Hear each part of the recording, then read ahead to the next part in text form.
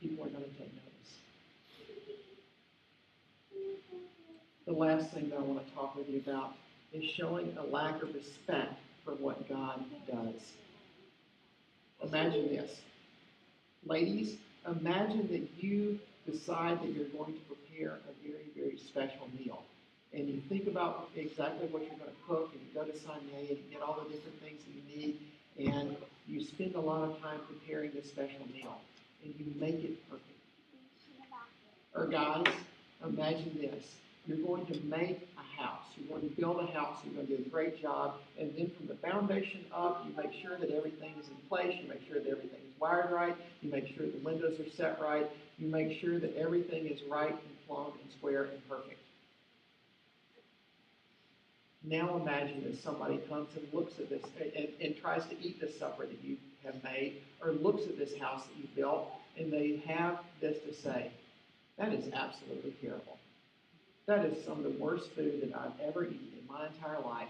Or that is the stupidest looking house that I've ever seen in my entire life. How does that make you feel? You hurt a lot, because the things that you create are not completely separate from you. There's a sense in which the stuff that you do, when you're trying to do a really great job and somebody says, that is horrible, it hurts you a little bit. We cannot show contempt for the things that God has created, lest we bring dishonor to his name. Proverbs chapter 17, verse 5 says this: whoever mocks the poor insults his maker. There's a tendency that exists within all sinful human beings to look at someone who is a little bit different than we are and make fun of them.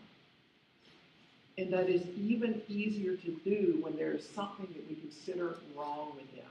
Let's say they're poor. Let's say they have some sort of a problem. It makes it easier for us to look down upon them. And whenever we do that, we are insulting the person who has made them. We are making fun of God himself. We are making fun of someone who is made in the very image of God. When we make fun of someone who is poor, or we make fun of someone who is different. Everybody in this entire world, regardless of how much money they have, or regardless of what social class they're in, or what position they have in life, is someone that is made to display God's glory. And we are not allowed to make fun of anyone. We're certainly not allowed to make fun of the situation that God has put them into. So think about your relationships with other people. Think about people that are not inside your group. And think about how your group tends to treat them.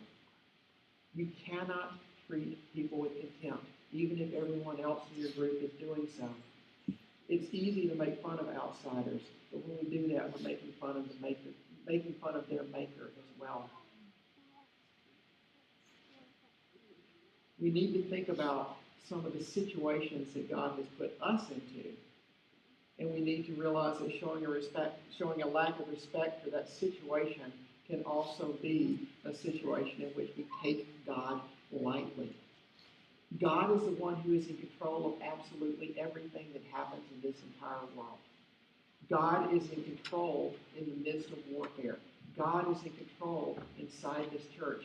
God is in control of what President Obama is thinking right now. He is the one who is in control of every single situation.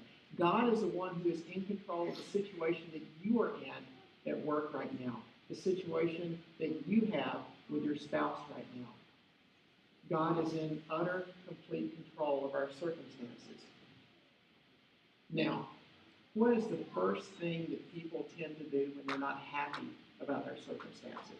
When they're not happy about what Obama is doing, or their wife is doing, or the person at work is doing? Well, they complain about it. That's what we all do, right? It's true. But when we're complaining about that situation, we are also complaining about God, because he is the one who put us into that situation.